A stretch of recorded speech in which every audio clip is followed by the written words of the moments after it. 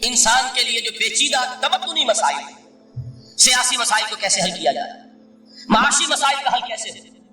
سماج میں توازن کیسے ہو، مرد اور عورت کے درمیان توازن کیسے ہو۔ ہوتا کیا ہے، یا عورت بھیڑ بکری کی طرح کی ملکیت بن جاتی ہے۔ ہمارے یہاں اردو میں جو اس کا محاورہ ہے کہ جوتی کی نوک، یہ اس کی حیثیت ہو جائے گی، یا دوسری طرف عورت کلوپیٹرا بن کر قوموں کی قسمتوں سے کھیلے گی۔ دنیا میں یہ دو انتہائیں ہیں، کہاں نقطۂ عدل، کہاں کیسے بیلنس جو ہے اسٹرائک کیا جائے، مردوں کے حقوق اور فرائض اور خواتین کے حقوق اور فرائض، اس میں صحیح ترین ایکویشن ہے کیا؟ اسی طریقے سے فرد اور اجتماع، فرد اور ریاست، یا تو یہ کہ انسان کی انفرادی آزادی اتنی جا رہی ہے، مادر پدر آزاد،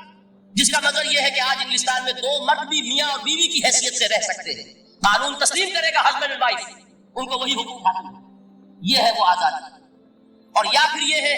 کہ جو روس میں ہے یا دوسرے ممالک میں ہے کہ آزادی بالکل ختم، اور معلوم ہوا کہ ٹوٹلیٹیرین سوسائٹی، مستبدانہ نظام، ان کے درمیان نقطۂ عدل کہاں ہے؟ اسی طرح سرمایہ اور محنت، اگر ذرا سا سرمایہ کو چھوٹ ملتی ہے وہ مزدور کا خون چوستا ہے اور اس کا حق اس کو نہیں دیتا۔ اقبال نے بہت خوبصورت انداز میں کہا ہے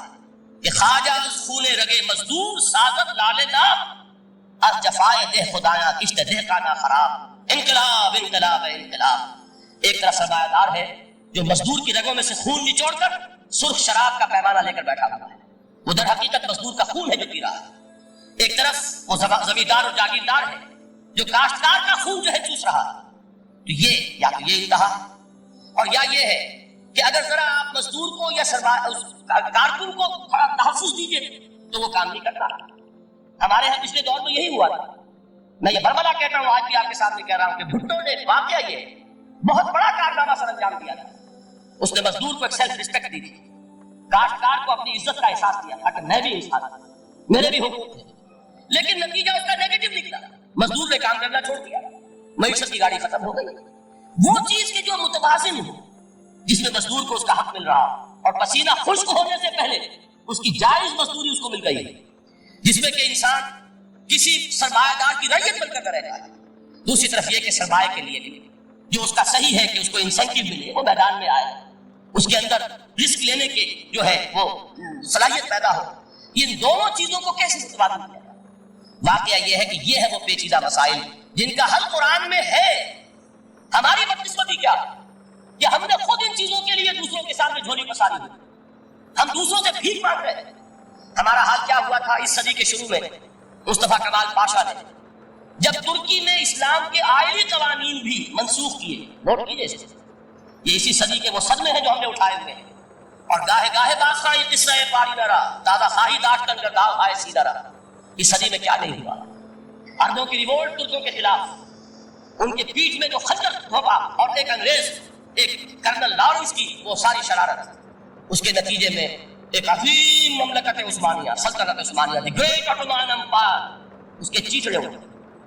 اور اس کے بعد وعدے کیے تھے عربوں سے کہ ہم تمہیں حکومت دیں گے۔ ہوا کیا کہ ان کے چھوٹے چھوٹے ٹکڑے کیے اور تقسیم کر دیں، مغربی سامراج کا دور شروع ہو گیا۔ اس کا ایک رد عمل مصطفیٰ کمال پر اس قدر شدید ہوا، اس نے ہر چیز جس کا تعلق عربوں سے تھا اس کو ختم کر دیا، ملک بدل، عربی میں اذان نہیں ہوگی، عربی میں نماز نہیں پڑھی جائے گی، اور اسی کے ضمن میں یہاں تک گیا کہ فیملی لاز بھی، رومن لاز جو ہے وہ نافذ کی۔ تو یورپ کے اخبارات نے اس وقت یہ طنز کیا تھا مسلمانوں پر، یہ مسلمان عجیب قوم ہے، کہتے یہ ہے کہ ہمارے پاس دنیا کا بہترین ضابطہ ہے، بہترین قانون، ہمارے قانون سے بہتر کسی کا قانون نہیں، اور حال یہ ہے کہ فیملی لاز کے لیے بھی یہ ہم سے بھیک مانگ رہے ہیں، ہم سے وہ قوانین لے کر اپنے ہلاک کرتے ہیں۔ آج بدقسمتی سے اکثر و بیشتر مسلمان ممالک کا حال یہی ہے، آج ہم ان سے بھیک مانگ رہے ہیں،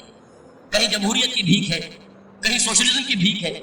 کہیں کسی اور سماجی نظام کی بھیک ہے، کہیں مرد اور عورت کی کامل مساوات کا ایک نظریہ ہے، شانہ بشانہ چلنے والا فلسفہ ہے، جو خالص مغرب کی تہذیب کی ایک بھیک ہے جو مانگی جا رہی ہے۔ کاش کہ آج قرآن کے اس اصل اعجاز کی طرف، جو اس کا اصل موجودہ اس دور کے لیے، میں نے عرض کیا کہ اعجاز قرآنی کا وہ موجودہ کہ وہ فصاحت اور بلاغت کی معراج ہے، وہ یا تو اپریشیٹ کر سکتے اہل عرب، اور اہل عرب میں سے بھی حقیقت میں وہ جو قدیم جاہلی شاعری کے جاننے والے ہیں جو بہت کم رہ گئے ہیں، وہ جان سکتے ہیں کہ جب قرآن نازل ہوا تو کیوں زبانیں گنگ ہو گئی تھی، کیوں کوئی ایک شخص جھوٹ موٹ کو بھی مدعی بن کر نہیں آ سکا، کہ یہ میں نے قرآن کی جیسی ایک کتاب یا قرآن جیسی ایک سورت یا قرآن کی طرح کے چند جملے میں نے موضوع کر دیے ہیں، لیکن دوسرا پہلو ہے فکر اور فلسفہ، اس کے اعتبار سے جس کا سب سے بڑا ثبوت اس دور میں علامہ اقبال ہے، اور تیسرا پہلو ہے Islamic social sciences, political science, economics, sociology, اس میں جو کچھ قرآن نے دیا ہے جو آج بھی انسان کی رہنمائی کے لیے بہترین نظام ہے، اس نظام کو ہم سمجھیں، اسے دنیا کے سامنے پیش کریں، تب در حقیقت قرآن مجید کا اعجاز سامنے آئے۔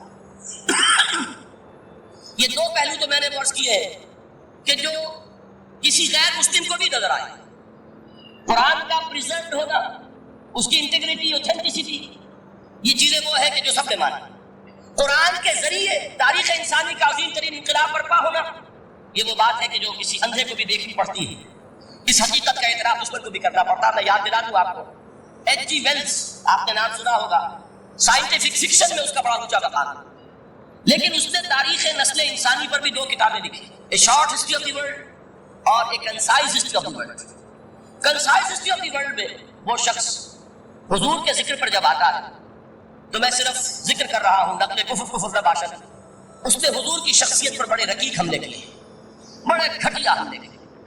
حضور کی خاص طور پر تعدد ازدواج کا جو معاملہ ہے، یہ کڑوی گولی ان کے حلق سے اتر نہیں سکتا، اس لیے کہ ان کا آئیڈیل ہے حضرت مسیح اور حضرت یحییٰ، جان دی بیپٹسٹ اینڈ جیسس آف نازارeth۔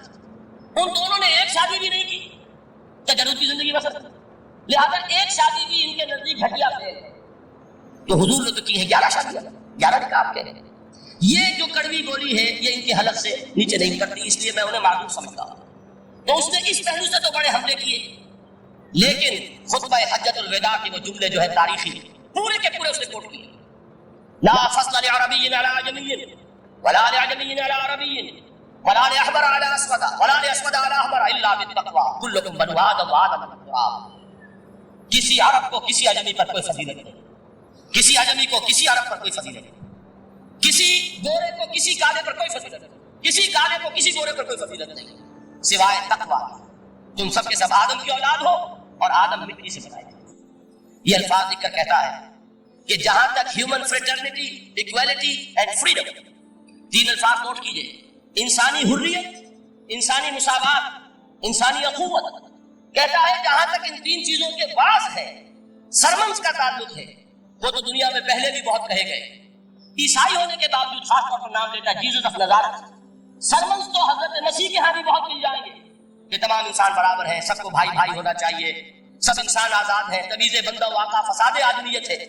لیکن وہ کہتا ہے کہ یہ ماننا پڑتا ہے تاریخ انسانی میں پہلی مرتبہ ان اصولوں پر ایک انسانی معاشرہ قائم کیا محمد نے صلی اللہ علیہ وسلم۔ یعنی حضور کے ساتھ یہ معاملہ ایمپٹی سلوگنز کا نہیں، یہ صرف بات نہیں ہے، یہ صرف سرمنز نہیں ہے، یہ ایمپٹی سلوگنز نہیں ہے۔ He translated these things into actuality۔ ایک حقیقت، ایک واقعے کی شکل دی ہے محمد نے صلی اللہ علیہ وسلم۔ وہ معاشرہ پیدا کیا جس میں انسانی اخوت، انسانی مساوات اور انسانی حریت، یہ تینوں اقدار کا تمام کمال موجود تھی۔